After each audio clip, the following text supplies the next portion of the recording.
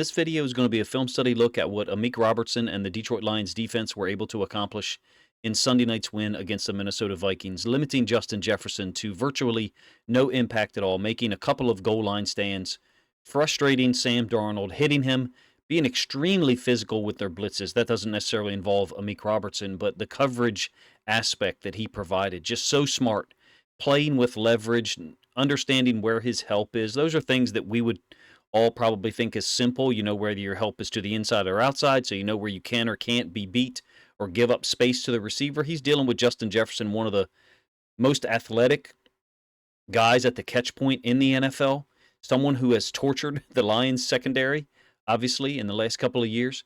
Amik Robertson, it almost looked like he knew the routes at times.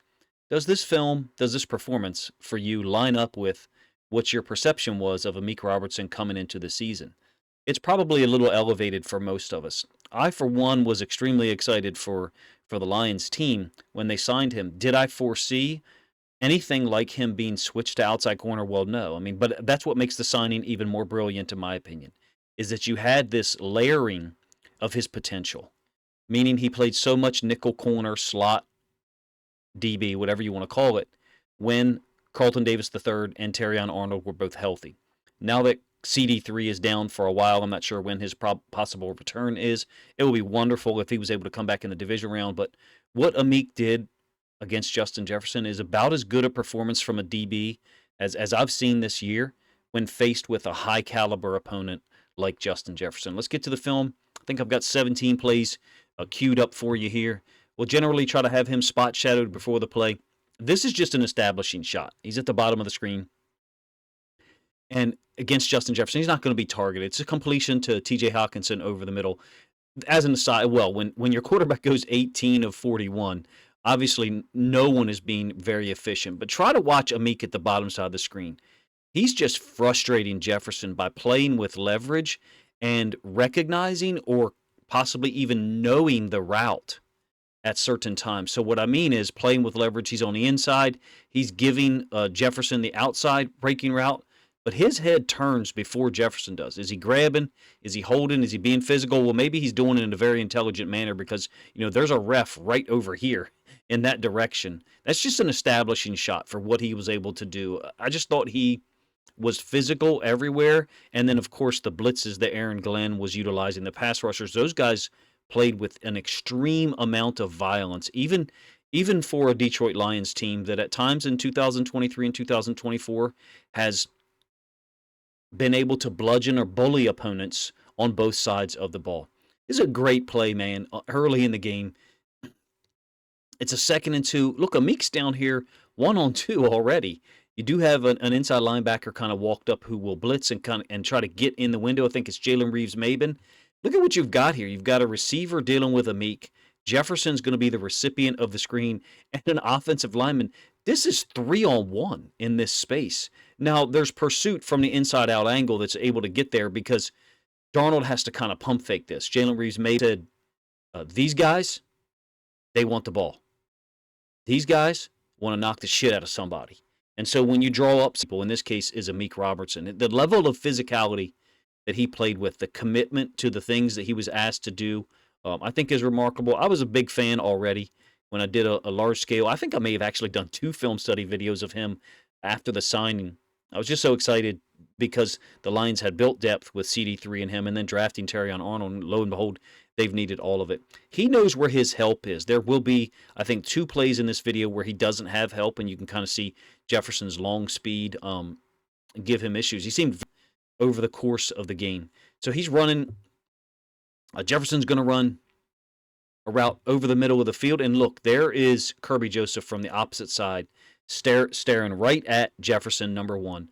Number 2, I believe this is Melifonwu over the top here. The tactical decisions that Aaron Glenn made using Branch in coverage more and Melifonwu a little bit deeper is kind of what I noticed a little bit more of. But it was able to put Darnold in situations where he had to rely on this matchup. T.J. Hockenson versus Alex Anzalone. There's 3 plays, 3 passes in this game like this one, where there's an opportunity to get the guy the football and there's opportunity to make the catch.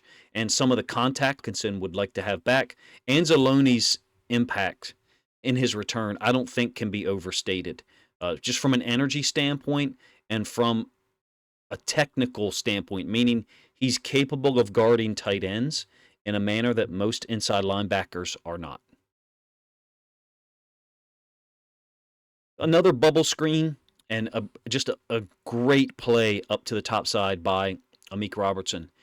The burst, the toughness, and the recognition. So I'm going to watch him trigger as soon as there is a mesh and Darnold holds onto the ball. Already right here, look at his feet. As soon as the ball is pulled by Darnold, there's really no mesh here from the standpoint of him actually going to hand it off. Branch almost tips it off the edge, and then Amik destroys the block of Justin Jefferson again, hearkening back to what Kirby Smart said about the guys who want the ball out there on the offensive side and the guys who want to go knock people and put them onto the ground. And that's what Amik Robertson was able to do on two of those screens that the Vikings ran to his side. This is going to be a 3rd and 10 where he's not going to have help. So a little bit of outside leverage initially. It gets stacked right before the snap. This is interesting. Anzalone, it's a 3rd and 10, by the way, in the first half. Anzalone, some type of unusual notification pre-snap, jumping up in the air. I don't know if he's indicating that there should have been a penalty or if he's telling Kirby Joseph, hey, let's run it, run the blitz. Because here comes Kirby Joseph from depth. And you can see he does get there. He gets there a little bit too late, though. He smacks Darnold. He almost kind of like crowd jumps onto him. But Amik has been beat by Jefferson across the middle of the field. He needs help to one side or the other to be able to defend Justin Jefferson properly. I think that statement would apply to pretty much every corner in the league on their own. I think that's unrealistic. I'm not sure that there's 2 corners in the NFL that can do that consistently. That 31-yard gain is Jefferson's longest of the game. Things just seem to be so difficult for the Vikings to get accomplished early in the game. I don't know about you. There was a moment where I thought to myself, okay, can they keep this up? Are they going to be able to get stops in this manner? Are they going to be able to contest everything and play this man defense? Even in the Lions Discord that at this point I think has like 33 people in it. It's pretty active during the game. Just messaging. I said, hey, I'm not sure you can keep doing this, playing man and bringing so much pressure. And they did. I think the largest part of it, for me, was Amik Robertson's ability to match the routes that Justin Jefferson ran. Does it mean that he has his number, he's going to shut him down every time you play? No. You could play him in 2 or 3 weeks, and Jefferson could go off 8 catches for 140. He's just got that kind of ability. But Amik's understanding of the routes and the leverage and the coverage, how that matched up with the coverage, and the help that he had, just exquisite, man. So many layers to what he did. I hope I'm doing it justice for you guys and for anyone that knows him that might see the video. So this is going to be still in the first half, one of the situations where the Lions get a goal line stand. It's a 4th and 3. Lions are up 7-0 here in the second quarter. Now, didn't always get help from the safety, and here he's getting help from an outside linebacker, Nowaski, dropping out from what really looks like their base defense on the field against 12 personnel on a 4th and 3. So that's really interesting to me. When I say base defense, here's Anzalone, here's Jack Campbell, and then here is Nowaski. So they've matched 12 personnel with their base defense. That means they really, really, really trust their coverage guys, which is Amik Robertson, Brian Branch, and Terrion Arnold. Really cool to be able to see someone commit and stay within what they are from a schematic standpoint. Ends up coming back to Jefferson.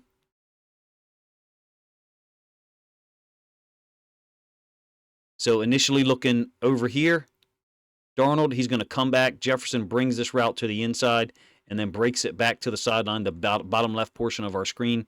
Amik kind of gets lost right here. He ends up with a big step. The ball is out.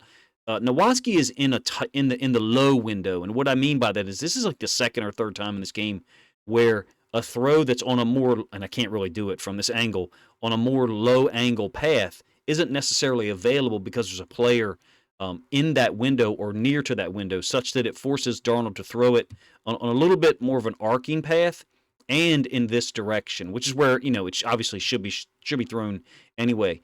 Ends up being just outside of his reach, and you can see after the play, Jefferson's frustrated already. It was setting in for him. That's a 4th and 3. When a player starts building momentum on you, a defensive player who's physical, And I didn't see Amik really talking a whole lot of stuff. He just seemed content to compete and get stops, because things were going the Lions' way. That has a cumulative effect, and I think that it really frustrated Jefferson and the Vikings offense as the game progressed. This is another goal line stand situation in the second quarter, in fact, where the Lions are up 7-0. This occurred after Goff's first interception, if you recall. Kind of random. Ivan Pace, who's a great blitzer, ended up getting the interception. If Goff's able to get that ball to, I think it's Craig Reynolds, it's going to be a huge gain for real because there's a lot of space beyond the pass rush and the next level of the defense. So Amik almost got the ball right back. This was sick. He really gets in front of the route twice here by Justin Jefferson, meaning the first move that Justin Jefferson makes, I believe that Amik knows this route's coming back. So watch Jefferson break to the inside. Amik is not overcommitting here. I believe he knows that Jefferson's going to try to bring this route back, and so that's why he's not hedging too far to the side. There's all that space up to the top part of our screen, the left-hand side of the Lions defense. Darnold hasn't got there yet in terms of looking at Jefferson. He's tried to see if anything else will sort out. Looks like he's looking for Jones underneath on a drag. It's well covered by Jack Campbell. And then he brings it back. Robertson almost four-man rush by the Lions. I think it's the first play after the interception, but maybe it's the second. In any case, the ball is in Amik's hands. Would have been, for the quality of play that he put forth on Sunday, if he was able to get that interception, that would have been a huge moment, putting him in, Defensive Player of the Week type category situation because of how well he played.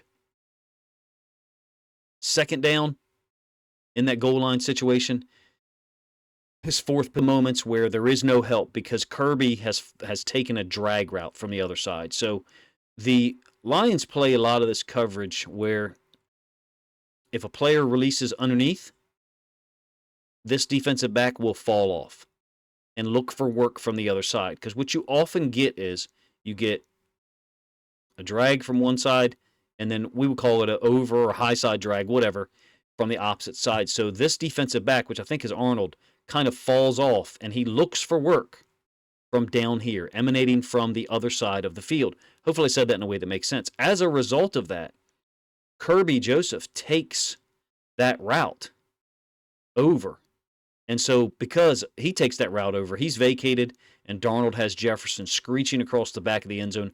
Obviously, that one could have been a touchdown. One of the situations where, am I saying Amik thinks he has help? No, that's not what I'm saying. I'm saying the long speed of Jefferson over time, if there was space allotted for him, could give Amik trouble in that matchup across the field if there's no help, is, to me, the thing that I would look at in the next matchup if there is one. Another thing to mention here is the unreal aggression of these guys on the pass rush. One of the Lions pass rushers here has lost their helmet, and they've just continued to play through it. Anzalone off the edge, knocks into Darnold. Just incredible level of violence by those guys. I think imposed their will on this Vikings team. Third and goal, very next play. And in the broadcast, they talk about this accurately. I'm sure other people have broken it down accurately as well, but I'm going to offer one caveat. Branch has got a quarterback hit on the throw, and not only him colliding with Sam Darnold's arm, it's him elevating and getting in the air to take away that low side window. I kind of talked about it a little bit earlier with Nowaski, so I can't draw an arrow, in the manner that he jumps, but Branch, elevates, he gets up.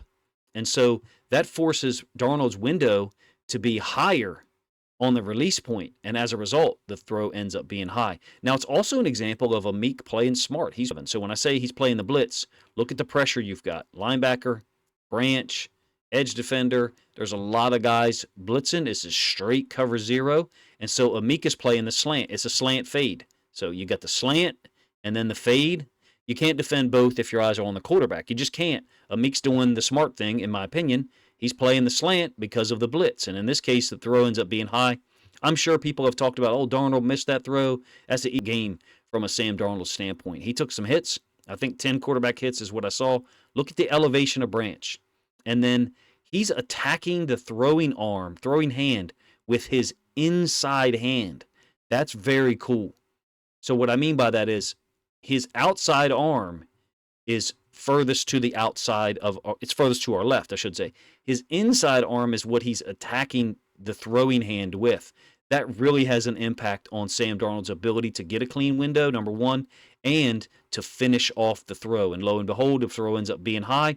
Jefferson's pissed off, obviously so, but once he goes back and sees the replay, either after that play or sometime watches the film this week, he'll understand that it would have been extremely great throw by Sam Darnold to be able to get that in a catchable location because of Branch's presence in the window, number one. Number two, he couldn't finish the throw off. The Vikings actually finally did take a field goal there. It took 3 targets in a row of Jefferson, I think, before, well, myself included, to realize, okay, this is just different defense today.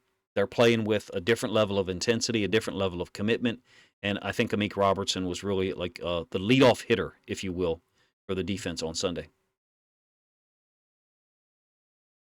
Still in the second quarter, 7-3. Lions is a 3rd and 7. And check out what they do. That's Jefferson spot shadowed at the top, and this is Amik spot shadowed at the bottom. I'm not saying that they're trying to get him away from Amik Robertson, because Justin Jefferson is as good as it gets. But why else would they wholesale trade those 2 guys, but not trade the 2 outside receivers, Hockenson and Addison? They had gotten Amik to the left-hand side of their offense and the right-hand side of the Lions' defense. Why? Because that's where Jefferson was. And then they wholesale shift those 2 guys over. Amik's got to stay down here to deal with the tight end. And so the Vikings have got what they want. Another example of pressure on Darnold impacting the throw. Jones is going to be open here, and it's just a matter of whether or not Darnold's going to be able to put this throw far enough out here such that Amik can't get to the side and recover. Let me get that cutout out of the way. My apologies.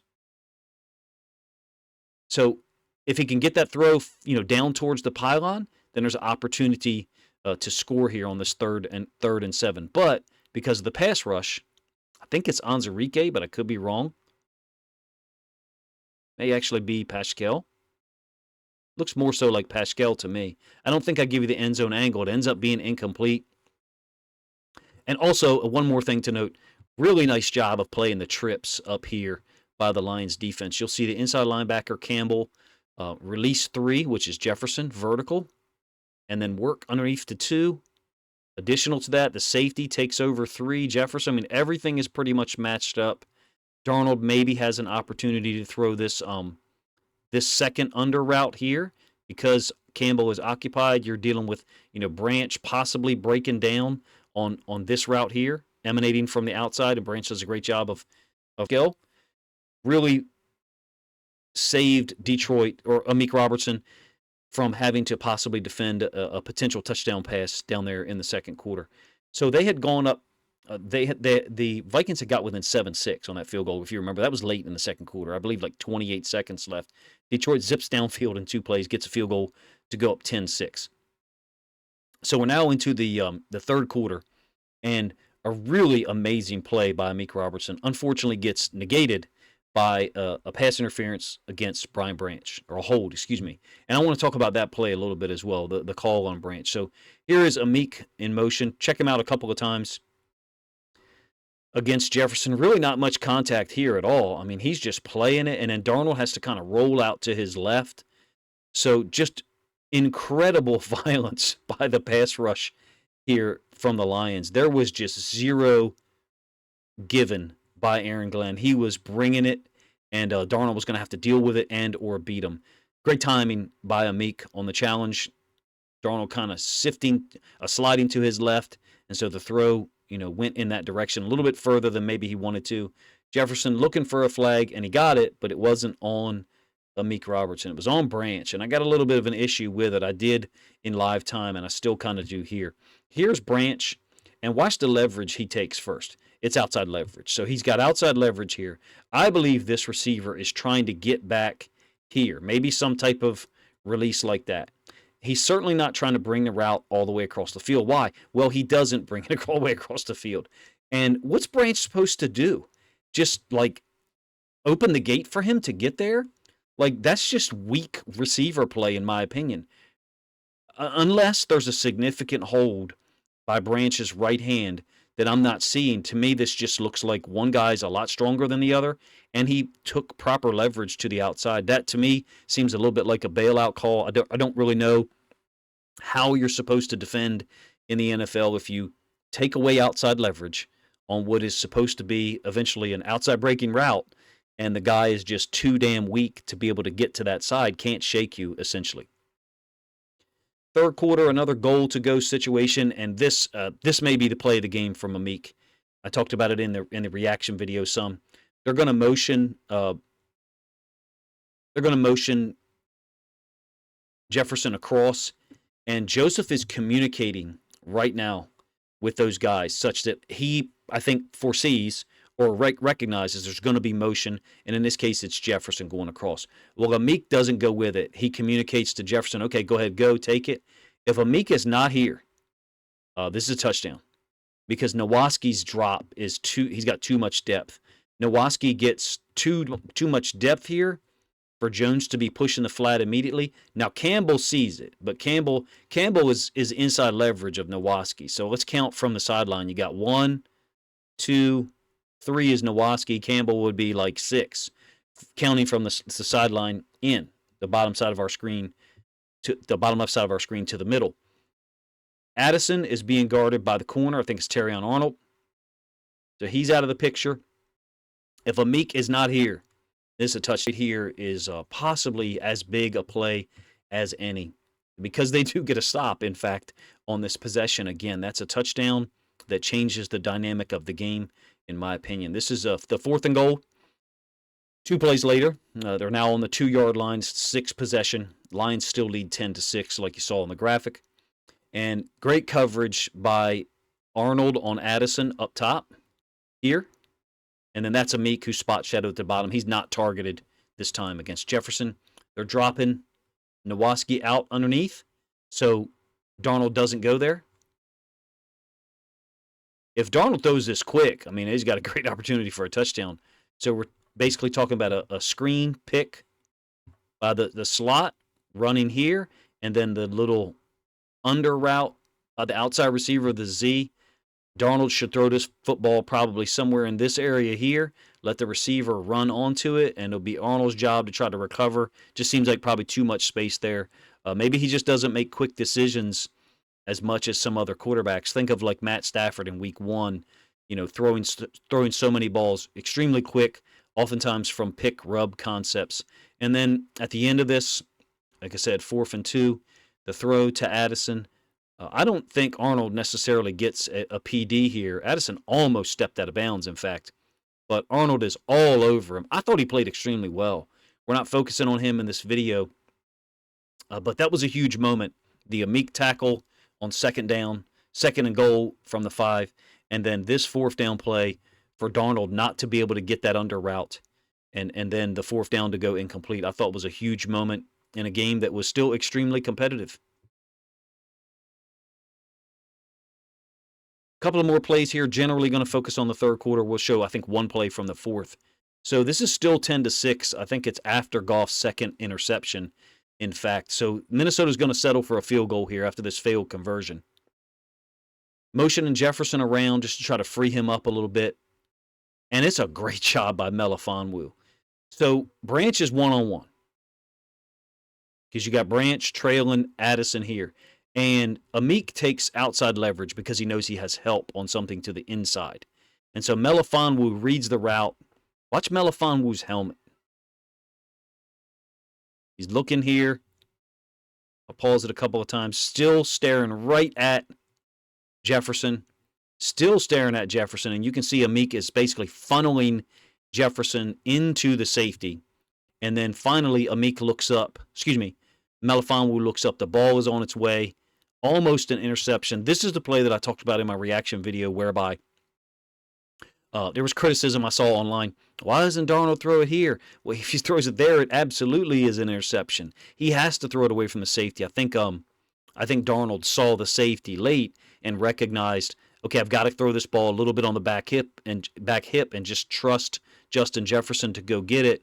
They did actually settle for a field goal there finally. I think that's a great example of Amik just playing to his leverage. This is the same play from the end zone angle. Unfortunately, you may not actually get a great view of this one. I'll move the frame over a little bit.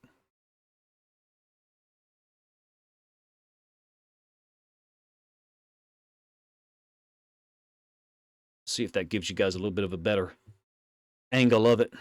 It's going to be fuzzy once it gets there, but you'll see the leverage that Amik had here, and then where Melifonwu was in terms of the route. The ball is obviously put on the back side. I think if Darnold puts this ball, more so in this direction, where people online had called for, this seems like a pretty simple interception opportunity for Melifonwu. We kind of really didn't have a good option here. Why? Because of Amik's leverage and because of the awareness of him and Melifonwu about who is the biggest threat on the team, who is the biggest threat on the field, for the Minnesota Vikings when it's 3rd and 6. Like I said, they got a field goal there to close to 10-9. Going to move forward a little bit. Only really one more play to show for you. It's going to be once the Lions have taken. My apologies, I lost my screen for a minute. Once the Lions have taken a 24-9 lead in the 4th quarter, going to show you the blitz first. So it's a sack by Muhammad, but also a great job. I believe this is Onwuzurike, and I couldn't help but the caps. This is like the 3rd time this year that I've seen a Lions player end up on the ground, just fighting, scratching, and reaching out to try to get to the quarterback. I think the other one might have been Pascal on a run concept by the Cowboys. But this is the guy that gets credit for the sack. Onwuzurike is in here. I thought Onwuzurike played quite well. I thought he played with a lot of force.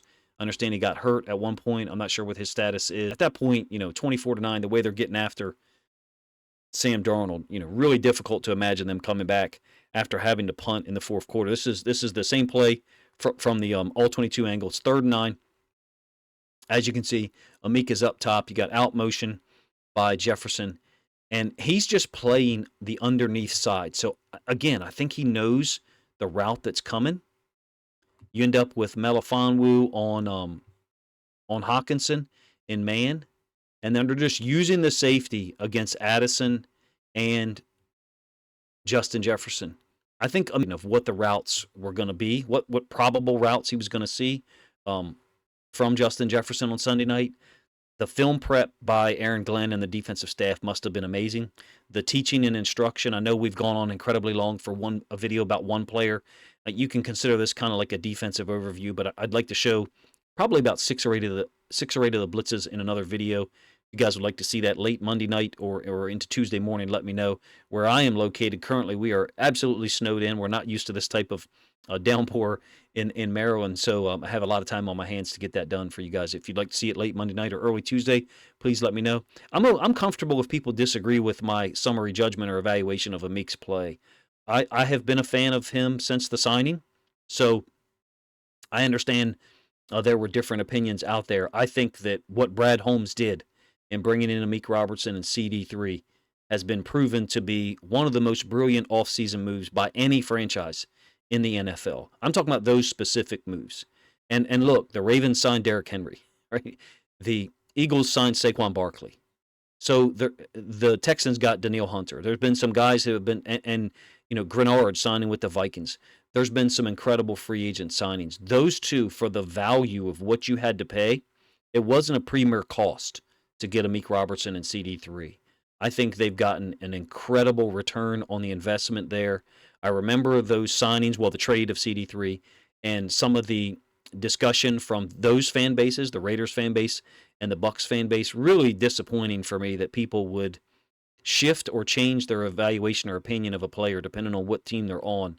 I kind of pride myself on trying to stick to the film, and in this case, I feel like the way Amik Robertson played Sunday night lines up with some of the things we saw from him against the Raiders, and in fact, to be real, is elevated, is a level above, in terms of his outside corner capability, matching up with someone the caliber of Justin Jefferson. I thought it was a brilliant performance and a historic win in a season that at this point is pretty much historic for the Detroit Lions franchise. I appreciate you guys' time, man. If you enjoyed the video, Please let me know in the comment section. And finally, if you think other Lions fans would enjoy this film study look at Amik Robertson's performance in their victory over the Minnesota Vikings, then please consider grabbing a link to this video, sharing it out on social media to help this content get more reach.